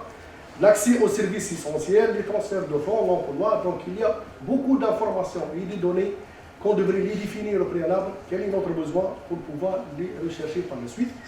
Il y a aussi la définition des formats et la structure de l'ensemble des données. La validation et usage des fiches de recueil de données, des fiches indicateurs, etc., pour mettre en place un processus, quelque chose qui sera stable, que tout venant, on peut les utiliser pour continuer le travail et probablement l'améliorer. Je parle bien sûr du cas de l'observatoire. Des identifications des routines et des échelles de temps pour des activités de collecte de données. Par exemple, vous trouvez quelles sont les fréquences de l'ensemble des données, il faut bien les préciser, dans quel moment ils sont actualisés, pour pouvoir les avoir en temps. Il ne faut pas collecter des données nous sommes bientôt en 2016, on collecte des données sur, par exemple, les transferts de fonds de l'année 2004-2005. Il faut aller au moins se rapprocher des années de 2015-2016. Donc ça, c'est des choses pour avoir des données, comment, à la source, comment ils sont collectés, comment ils sont actualisés. Donc il y a la question de l'aspect temporel. Il faut toujours faire la référence à la documentation, d'où on a obtenu ces informations-là. Quelle est la procédure qui nous a permis de collecter ces informations-là? Ça, c'est des choses qu'il ne faut jamais oublier. Parce qu'à tout moment, on peut vous poser la question suivante, d'où vous avez besoin, d'où vous avez trouvé ces données-là, comment vous les avez collectées, donc il faut que les choses soient bien indiquées et mentionnées. Donc c'est un travail aussi à affiner en détail, surtout lorsqu'on va expliquer les procédures. Donc ça c'est important pour dire, voilà, le chemin, il faut éclairer les chemins pour accéder à l'information. La description et connaissance de données par source. Donc il faut que toutes les sources, on doit les expliquer, les analyser, pour essayer, s'il y en a des difficultés pour la source d'information, d'avoir des informations sur l'immigration, et s'il y a des difficultés qui concernent, par exemple, le travail de routine, ils n'ont pas des logiciels statistiques, ils n'ont pas de l'information, ils n'ont jamais collecté ce type d'informations-là. Donc tout ça, il faut bien le décrire et l'analyser. Mettre en place un système de contact et l'organisation de ce contact-là pour affiner le besoin et le besoin en données, et aussi la date de disponibilité. Au niveau de la qualité, il y a quelques éléments qu'il faut toujours, quel que soit on fait un système d'information sur l'immigration ou bien dans n'importe quel autre domaine, je pense qu'il faut toujours avoir la validité. Les données qu'on a collectées, est-ce que mesure-t-elle ce qu'il est censé mesurer? Est-ce que vraiment ça reflète bien l'objet de notre... Qu'est-ce qu'on veut mesurer exactement? Si on veut, par exemple, mesurer un aspect bien déterminé de la migration, est-ce que nous sommes parvenus à le faire? Il y a la fiabilité. Est-ce que les données sont mesurées et collectées de manière cohérente en fonction des définitions et méthodes normalisées, des choses qui sont connues, que tout le monde peut le comprendre, qu'on peut les expliquer facilement.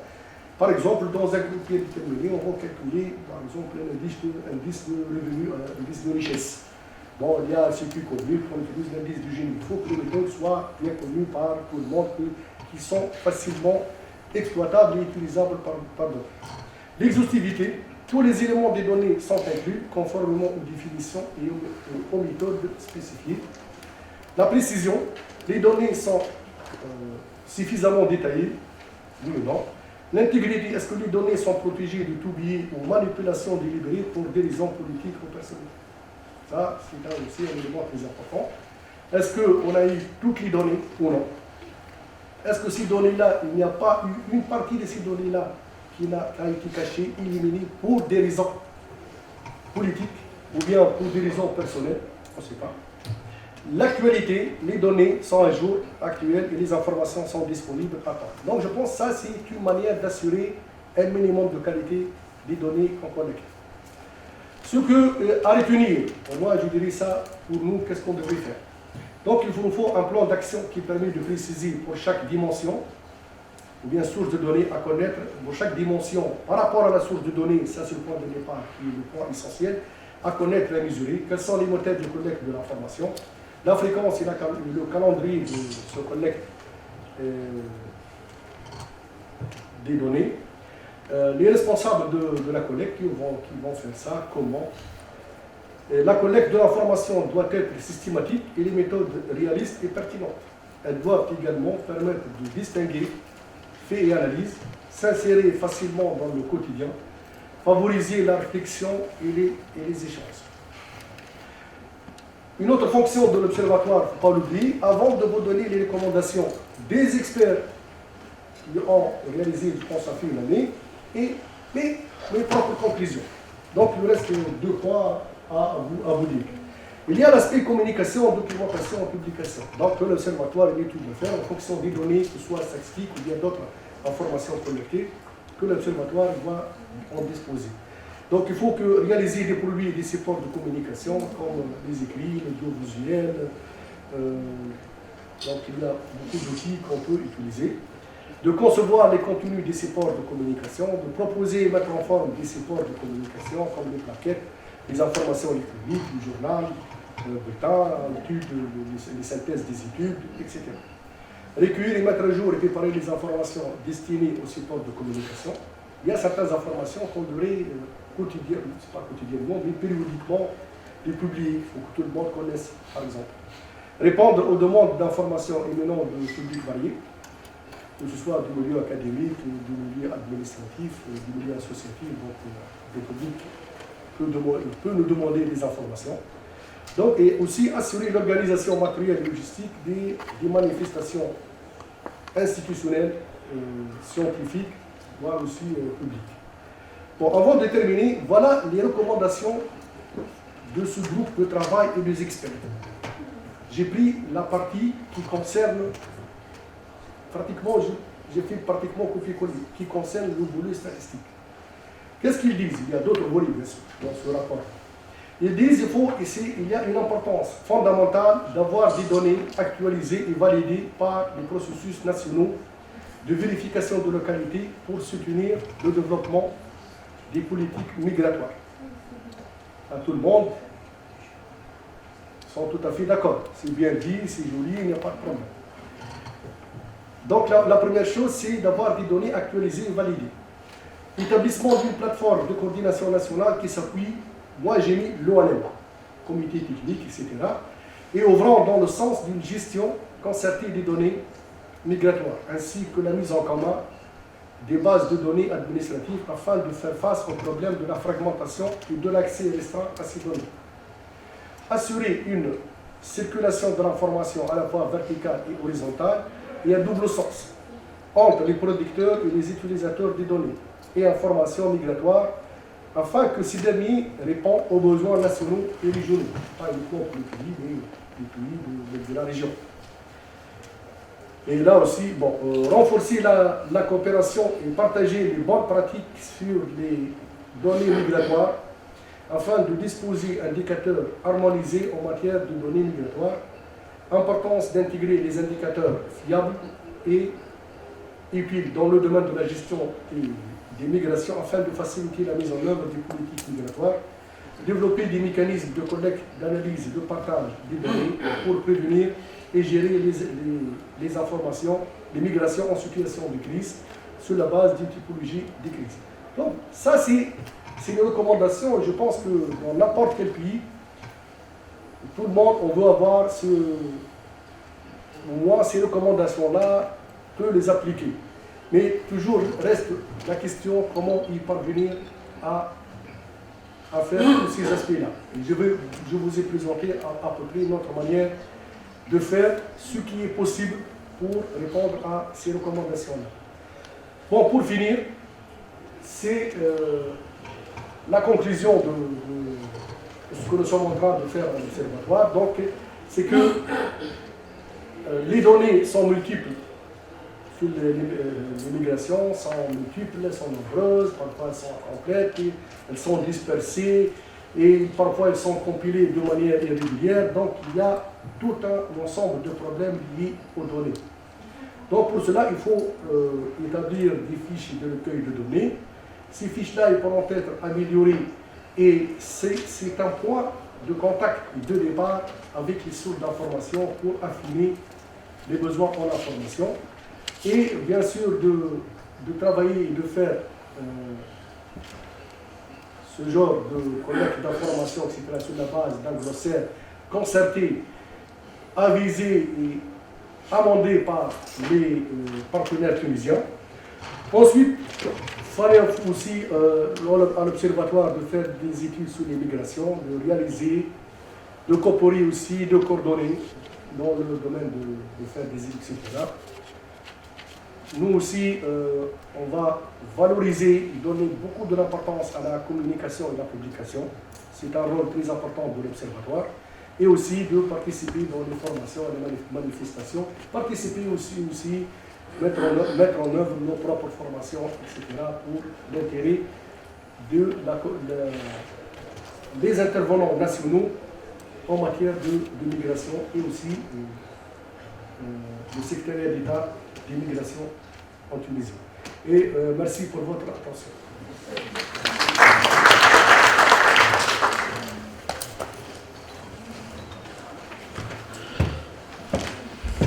Merci beaucoup, c'est Chokri. Donc on vous entend si vous avez des réactions, questions.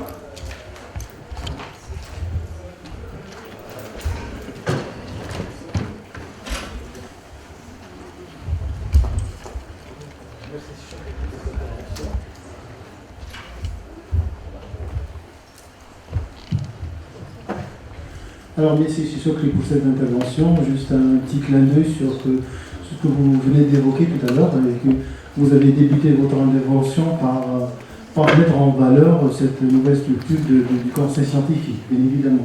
Et je vois cela, ça atteste d'une volonté pour renforcer ces structures qui appuient tout le travail administratif et surtout le travail de recherche. Alors, ma question concerne ce conseil scientifique. Donc, vous avez dit qu'il s'agit de donner des avis. Alors, cet avis, est-ce qu'il est simple consultatif? Le suivi de cet avis, comment ça se passe? Pour ensuite essayer de parler sur une question très technique, à savoir cette coordination avec les administrations, avec les institutions de collecte et d'analyse de données, à savoir l'INS, bien évidemment.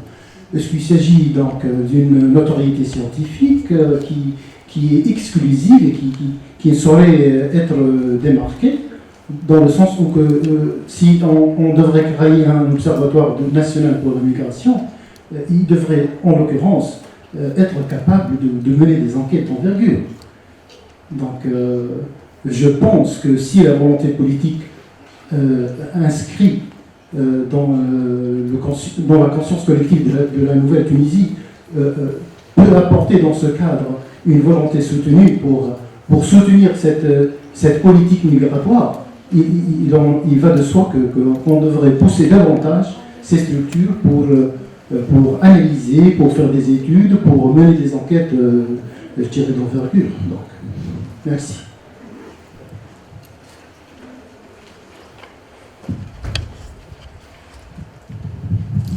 Merci, c'est chaud sur cette présentation claire sur ce qu'on juste que je voulais attirer l'attention sur la politique générale en matière d'information et de gestion de l'information au niveau administration publique.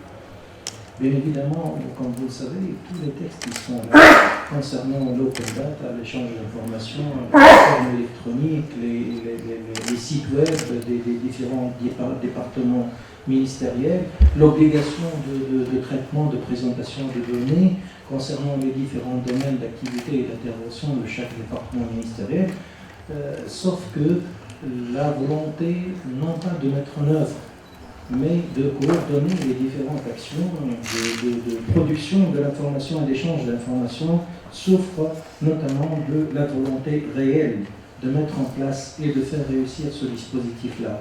Quand on parle de l'open data en Tunisie, on parle notamment de tous les circuits administratifs impliqués dans la production de données statistiques et essentiellement vis-à-vis du citoyen en général. Et les demandes qui ont apparu après les événements du 14 janvier 2011 pour la transparence de l'information, l'accès à cette information et même l'accès poussé dans quelques cas, l'information même celle qui était supposée un peu interdite et interdite à l'accès au public.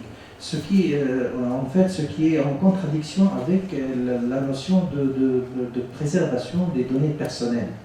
Et là, comme vous le savez, on est devant un problème sérieux. Ou faire jouer cette transparence au niveau de l'information générale, ou revenir à l'état primitif de la divulgation de l'information. Qu'est-ce que vous en pensez? Merci.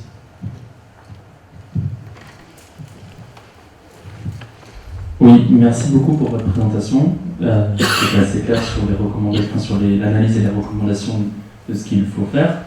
Mais à aucun moment vous parlez de moyens financiers ou de moyens humains pour mettre en œuvre toutes ces recommandations. Donc, je voulais savoir si vous pouvez nous en dire plus. Merci.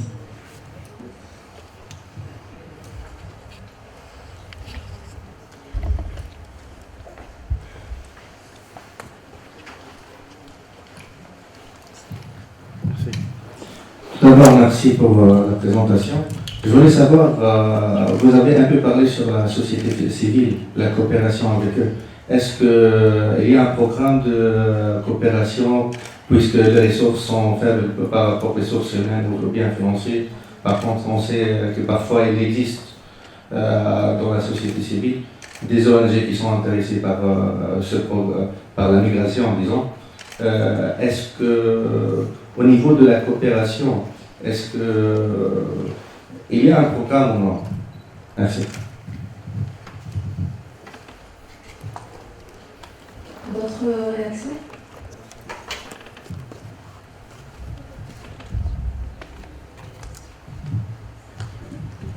Merci pour la présentation. Juste pour rejoindre monsieur tout à l'heure par rapport à l'accès à l'information, on sait tous que le fameux décret 41 est pour le moment en attente. Donc je voulais juste savoir, est-ce que vous, en tant qu'observateur, vous bénéficiez d'un statut particulier d'un texte de loi qui vous permet l'accès à l'information auprès des différents ministères et structures producteurs de l'information, ou bien il y a le fameux décret qui aussi vous oblige vraiment à suivre les procédures tel qu'il est applicable pour tous les autres Tunisiens.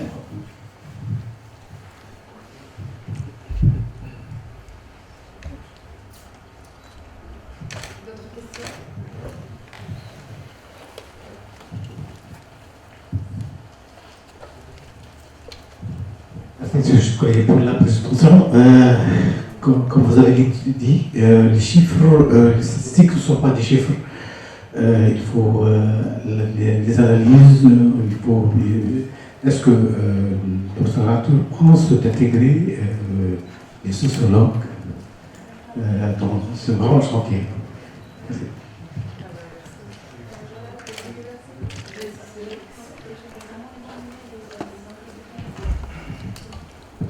Voilà, ma question va porter sur la structure juridique de l'Observatoire. Comment l'Observatoire il négocie son budget et aussi sur l'indépendance, son indépendance par rapport au ministère de l'attachement. Merci. Ma question concernant la technologie de recoupement d'informations entre les bases de données. Quel logiciel vous utilisez et est-ce qu'il y a des techniques nouvelles que vous employez? Merci.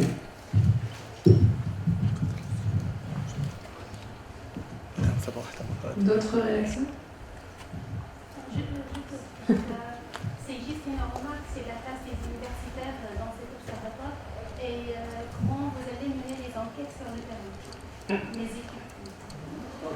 La place des universitaires dans cet observatoire et comment vous allez mener les enquêtes sur le terrain.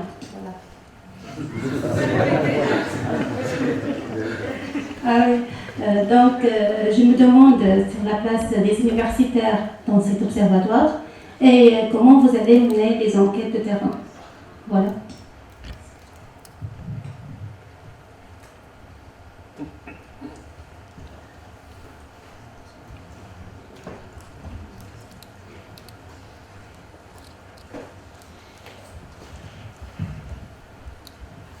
une petite question. Depuis hier, j'entends parler des ménages. S'il vous plaît, vous pouvez me donner un exemple de ménage en Tunisie?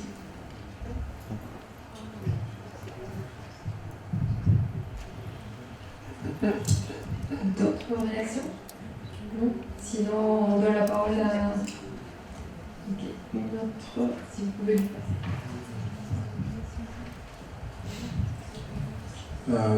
Je veux vous poser la question sur l'origine des nomenclatures que vous allez utiliser. Nomenclature que vous allez utiliser.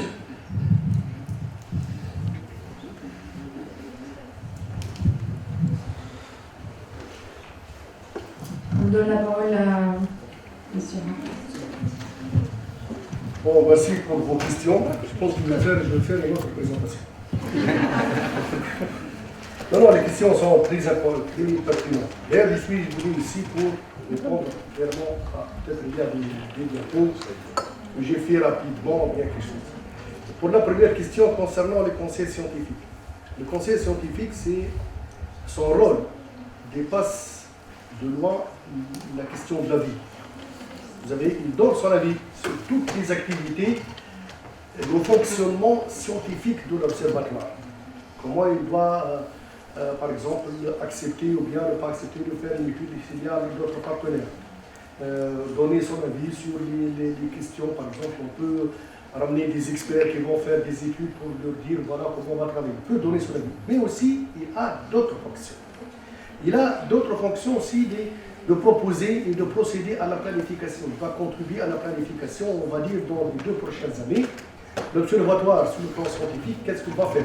Nous, on peut leur proposer, par exemple, notre manière de travailler dans les 2 prochaines années. Le conseil scientifique, il peut vous dire, ça c'est, il peut vous donner son avis sur cette démarche, d'ajouter, par exemple, des choses qui sont plus importantes, ou bien de vous valider votre proposition, etc. Mais aussi, la mission du conseil scientifique aussi, c'est de répondre si nous, on a des propositions, par exemple, pour faire des études, pour faire, par exemple, une grande enquête. Je dirais un exemple, là on a parlé de ça ce matin, il y a la possibilité de faire une enquête de grande envergure en Tunisie sur la migration internationale. Donc l'observatoire il est en quelque sorte sollicité pour participer dans les procédures et la mise en place de cette enquête. Probablement le conseil scientifique nous dit ça, c'est pas votre priorité. Je dirais n'importe quoi, mais c'est ça le rôle scientifique. Et le conseil scientifique aussi, il peut faire toute recommandation ou de propositions en vue de promouvoir la condition des migrants. Donc il peut vous donner des propositions. L'un des membres peut le proposer pour dire il y a un aspect très important que son ministère est très intéressé par ça. Est-ce que l'observatoire peut contribuer à cette recherche-action, à cette étude, à cette manifestation, etc. Donc la mission du conseil, elle est plus vaste, plus importante que donner un avis sur quelques questions particulières.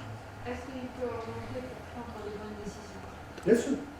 Un conseil scientifique, il peut contribuer à tous les aspects de la planification. Donc, dans la prise de décision aussi. D'ailleurs, comme je vous dis, mais il y a le conseil d'administration pour faire la nuance. Il y a le côté scientifique, c'est tout. J'ai dit, j'ai parlé juste côté scientifique. Bon, une deuxième question, la coordination avec l'INS. Je pense que n'importe quelle structure tunisienne qui veut faire un travail respectable et d'avoir des données, de l'information, il faut qu'elle collabore avec l'INS. Pour la simple raison, comme je vous dis au début, l'INS, c'est une institution nationale de la statistique. Elle a une expérience, je vous dis, la pré-enquête, elle est faite en 1968, la pré-enquête ménage. La première enquête, c'était en 1970. Donc, ils ont de l'expertise, ils ont les ressources humaines suffisantes, le budget, les moyens humains, matériels, etc. Il a parlé de ça, je reviendrai à sa question. Donc, voilà, est-ce que vous dites que l'observatoire est capable de mener des enquêtes?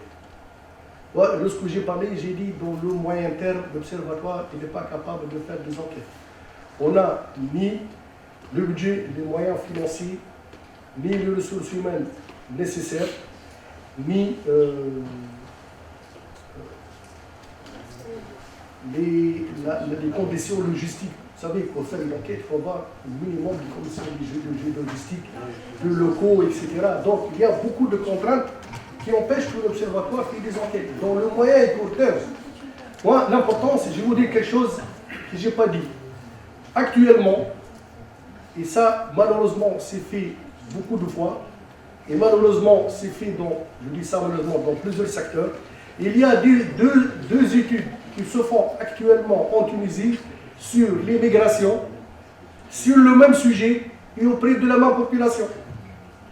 Maintenant, mois de septembre 2015. Donc, au moins, l'Observatoire a un rôle de coordonner. Mais aussi, je dirais que l'Observatoire, c'est comme une boîte qui peut s'agrandir et se rétrécir. Vous savez, moi, je vous donne des exemples. Ça le fait les plus grandes boîtes de recherche internationales. Si vous allez le voir dans les locaux, vous trouvez 5 personnes. Et s'il y a un travail des études, du coup, ils deviennent 20-25 experts internationaux qui travaillent dans ce bureau-là. Donc, au moins, a priori, dans le court terme, les moyens, les conditions ne le permettent pas, mais probablement dans le long terme, pourquoi pas l'Observatoire devient opérationnel dans la mise en place des études et des enquêtes. Bon, échange de l'information. Moi, lorsque j'ai parlé de l'information, j'ai essayé de voir quels sont les problèmes de l'accès de l'information. Moi, ça fait 3 mois que je suis à l'Observatoire, et la première des choses que j'ai entendues beaucoup de fois, qu'il y a des données confidentielles qu'on ne peut pas les avoir. Ma réponse, je dis, oui, c'est possible. Comme ma réponse, ça peut être non. Donc j'essaie de voir comment surmonter ce problème, s'il existe, et quels sont réellement les problèmes liés à l'accès aux données. Les problèmes d'accès aux données sont multiples et globalement, ils sont résumés par les types d'informations que nous voulons avoir, notre besoin. La désagrégation, la répartition d'une population particulière.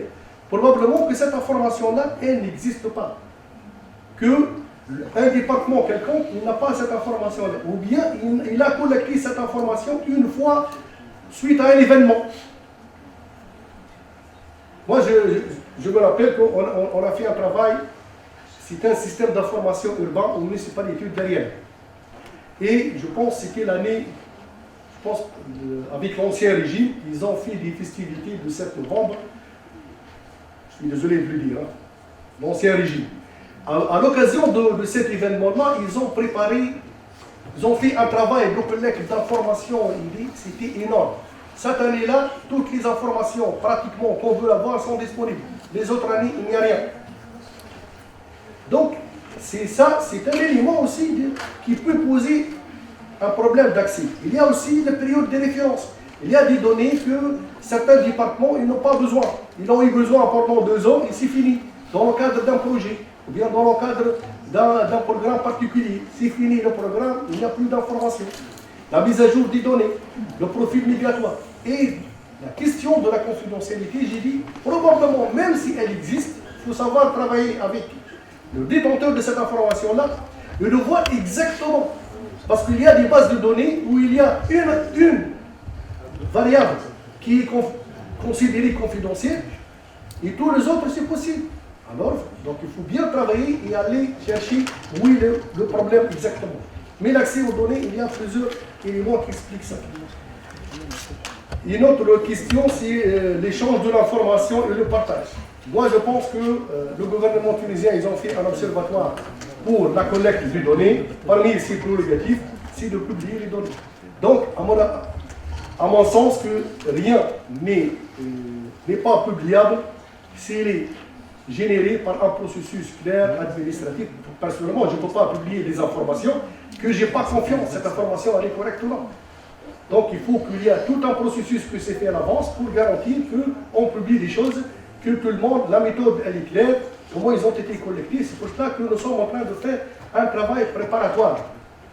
On aurait dû, si on voulait faciliter les choses, collecter toutes les données possibles, les mettre dans un document, les interpréter, et voilà, l'Observatoire, il a fait un travail. Mais comme j'ai dit, il y a beaucoup des éléments qu'il faut les comprendre. C'est tout un processus que j'ai essayé d'expliquer par les trois étapes pour avoir la confiance des données. Et par la suite, je pense que tout, je lui dirai toujours, c'est tout est publiable. Une question, bon, il y a une autre question, vous avez de l'information interdite, etc. Pour l'Observatoire, rien n'est interdit. S'il y a de l'interdiction, c'est dans un autre coin que personnellement, je ne sais pas ce qu'il y a de l'interdit. Les moyens financiers de l'Observatoire, comme je vous dis, les moyens sont actuellement, moyens financiers et le nombre de personnels et les priorités. Donc c'est une structure qui est malheureusement qui est venue dans un contexte aussi des difficultés de finances publiques. Même le recrutement cette année de la fonction publique, le recrutement il est pratiquement je dirais à genoux. Il n'y a pas de recrutement. Donc il fallait trouver des moyens pour surmonter ces difficultés-là. Probablement dans le cadre des projets, on devra consulter, recruter avec des contrats spécifiques, etc. pour combler au manque de ressources humaines. Et aussi des moyens financiers. La société civile, comparée avec la société civile. Bien sûr, il faut trouver le cadre et le contexte. Il y a des programmes qui sont lancés par des partenaires internationaux que l'Observatoire devrait faire, disons, ce n'est pas la façade, mais de collaborer dans ce cadre-là. Mais il y a la société civile.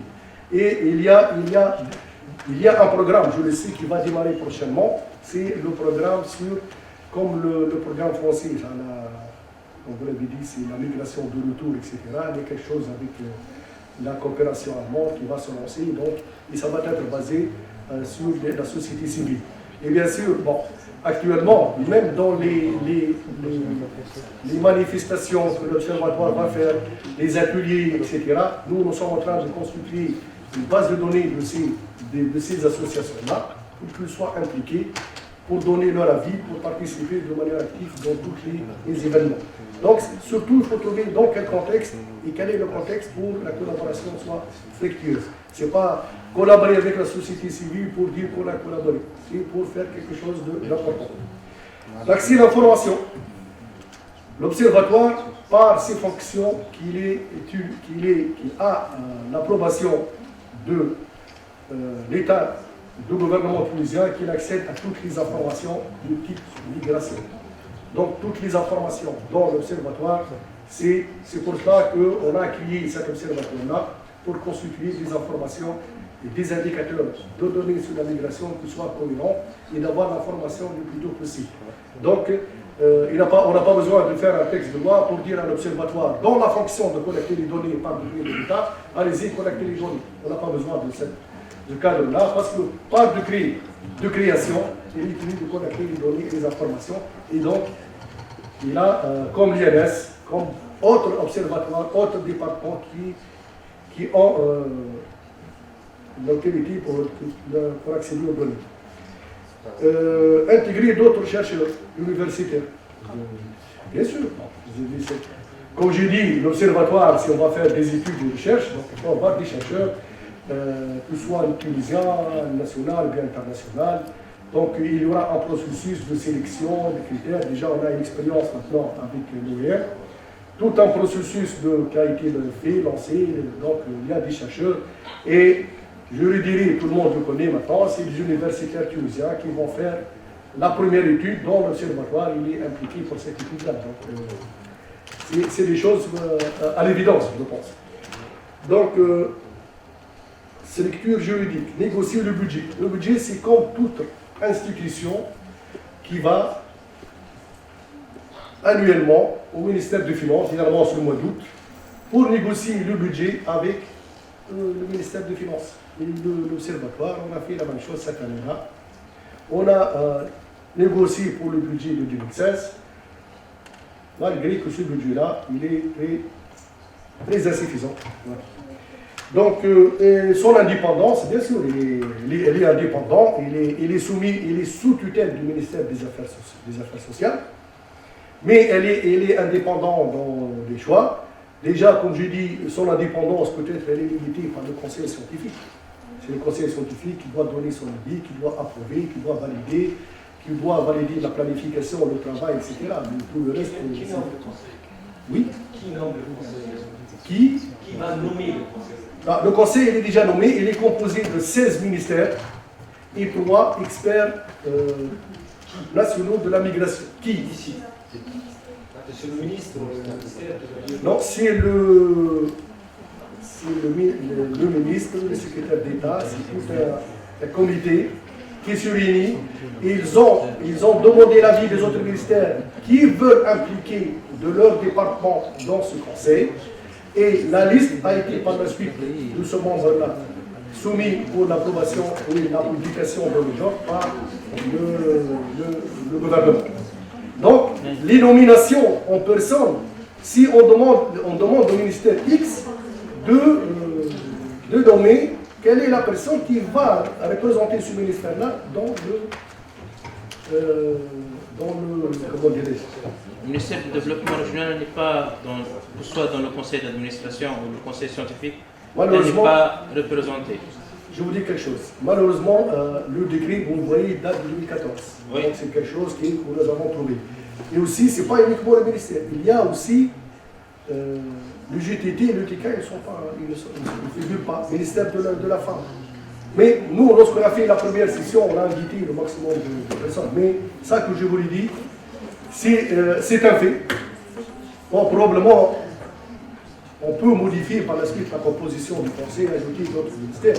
Mais a priori, voilà, c'est ça la composition du conseil. Bon, je pense qu'il y a quelques autres questions. Bon, vous avez posé la question, quel est le logiciel? Si j'utilise un logiciel, je ne veux pas vous dire quel est le logiciel. Vous savez pourquoi? C'est confidentiel? Non, c'est pas confidentiel. Qui a posé la question? Vous savez qui a posé la question? Je vais vous répondre. Je n'ai pas les termes de naissance. Mais ce qu'on va faire, c'est quoi?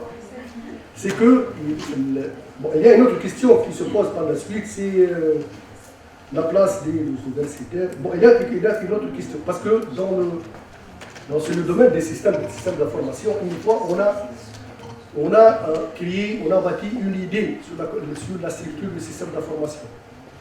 On peut créer notre propre logiciel de ce qu'on appelle le data entry. Les données, on veut le mettre. C'est pas très compliqué. On peut avoir n'importe quel ingénieur qui vient de terminer ses études. On lui demande sur une plateforme, par exemple, tout type DBF, voilà les informations qu'on peut les avoir. On peut même lui demander de générer des tableaux bien donnés, déterminés, du commencement. Donc, ce n'est pas un problème quel est le logiciel, le SPSS, Tata, les logiciels sont énormes, mais le meilleur logiciel, c'est l'Excel. Même l'Excel, ici, quand Tunisie, on n'a pas les licences. Donc, on peut faire des simples, des petites plateformes où on met des données, on peut générer des tableaux, donc ça ne coûte pas beaucoup d'argent, etc., pour avoir des tableaux générés, etc. Donc, et c'est faisable. Et aussi, par exemple, si on veut une information particulière, comment elle circule, cette information-là? Par exemple, un indicateur bien particulier. On a fait des expériences dans d'autres domaines, le domaine de la santé, qu'on peut générer le suivi de la circulation des flux de cette information-là, comment elle circule dans un groupe déterminé. Et on fait des applications, des petites plateformes sur Access, ou bien je pense que ce n'est pas un problème d'avoir des logiciels statistiques, etc. Donc le problème, c'est comment avoir la conception finale d'un système qui soit cohérent et harmonisé. Bon, la définition des ménages, je vous donne la définition de l'INS. Les ménages, c'est l'ensemble des individus qui vivent dans le même toit, selon la définition. Qui ont le même budget aussi. Un exemple concret.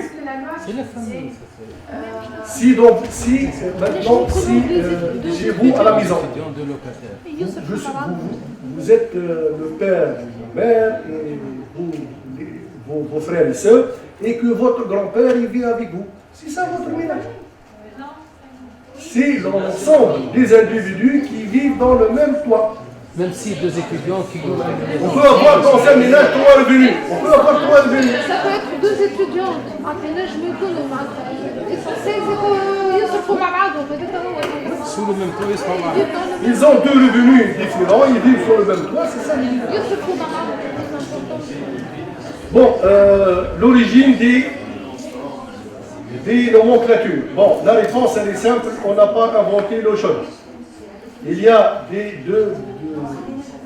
il était ça déjà ici, M. Poula, c'est l'expert de l'OIM, avec le staff de l'OIM, et à partir de quelques glossaires qui existent sur le plan international de l'OIM, et d'autres glossaires, ils ont sélectionné quels sont à peu près les termes qui seront utiles pour le contexte tunisien. Par la suite, on a donné ce glossaire-là qu'on considère comme une première version aux membres du conseil scientifique pour, comme j'ai dit, pour le valider, ou bien pour faire des ajouts, pour supprimer certains termes qu'on juge qui sont inutiles, etc. Et donc, il est encore en phase de, je dirais, en concertation, et par la suite, on va voir une réponse finale. Je pense que je répondais à vos questions.